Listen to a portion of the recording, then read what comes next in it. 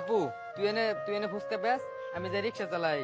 তুই তো জানোস বন্যা আমাকে ঘর বাড়ি সব ভাঙ্গা নিয়ে গেছে গা। দুজনে তুই এনে ফুচকা বেচতে, আমি রিক্সা চালাই, কিছু টাকা কইরা আমরা একটা কুড়ে ঘর তুলে থাকবো। আচ্ছা তুই যেমন ফুচকা চটপটি বানাইতে পারি আর বিকালের সময় নিয়ে যাই। আচ্ছা ঠিক আছে, বিকেলে এসে আমি নিয়ে যাবো।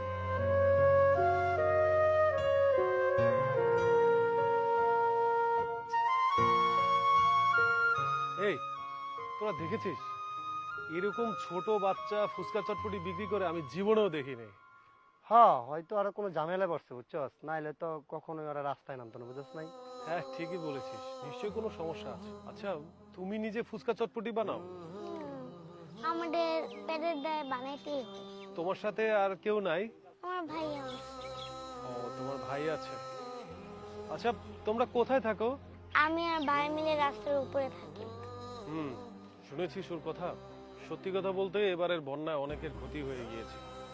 আসলে আমরা মোটামুটি সাহায্য করেছি, কিন্তু তারপরও না অনেক মানুষ অনেক অসহায় আছে। এই আমরা একটা কাজ করি, চল আমরা তো 10 দিন পরেই সাজেক যাওয়ার কথা বলেছি। আমাদের প্রত্যেকেরই 20,000 টাকা করে জমা দেয়া আছে। এই টাকাটা আমরা নষ্ট না করে আমরা হয়তো পরে ট্যুরে গেলাম, এই টাকা দিয়ে ওদেরকে একটা ঘর বানিয়ে দেই। শুনেছিস ও কি বলেছে? ওরা লাইট পোস্টের নিচে ঘুমায়। মানে শুনলেও কেমন বুকটা কেঁপে ওঠে। তোরা কি বলিস বল না? হ্যাঁ, আমিও তোর সাথে একমত আছি, কারণ আমাদের এই টাকাটা না ঘুরে যদি একটা অসহায় মানুষের পিছনে খরচ করি, তাহলে আল্লাহ খুশি হবে, আমরাও খুশি হবো, ওরাও খুশি হবে, বুঝছস? আরে এরকম ছোট বাচ্চার আমার জীবনও আমি দেখি নাই এই ফুচকা মুচকা বেছে। আল্লাহ, মায়া লাগে তো লাগে। হ্যাঁ, তোরা ঠিকই বলেছিস। আমরা পিকনিকের টাকা দিয়ে ঘোরাফেরা না করে এগুলো দিয়ে ওদের ঘরবাড়ি করে দিয়ে ওদের উপকার হবে। এই কি বলছিস? আমরা ঘোরার জন্য টাকা রাখছি, আর এই টাকা ওদেরকে দিয়ে দিলে আমরা কিভাবে ঘুরবো? এই তুই চুপ থাক, কোনো কথা কইবে না। আমরা তো যে কোনো সময় যাইতে পারবো। তাদের ঘর বাড়ি বন্যায় ভাসায় লইয়া গেছে গা, আমরা পড়ে গেলে তো চলবো। এখন তো আমরা সবাই মিলা তারা সহযোগিতা করি, এর মাঝে তুই উল্টা পাল্টা কথা বলিস। আচ্ছা ঠিক আছে, তাহলে দে। এই তো তোরা আমার বন্ধু বান্ধবীর মতো কথা বলেছিস, তাহলে আমরা এটাই করি। চল আজকে ওদেরকে আমাদের বাসায় নিয়ে যাই, আমাদের সাথে থাকবে। কালকে থেকে আমরা বাসা করার প্ল্যান করে ফেলবো।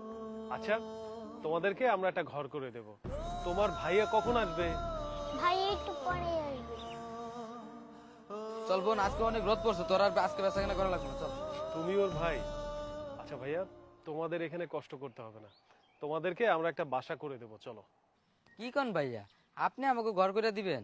হ্যাঁ হ্যাঁ সত্যি বলছি, তোমাদেরকে ছোটখাটো একটা ঘর বানিয়ে দেবো, যাতে তোমরা ওই ঘরে থেকে ব্যবসা বাণিজ্য করতে পারো। সত্যি কথা আছেন ভাইয়া? হ্যাঁ, তুমি আমাদের সাথে চলো, আসো। ভাই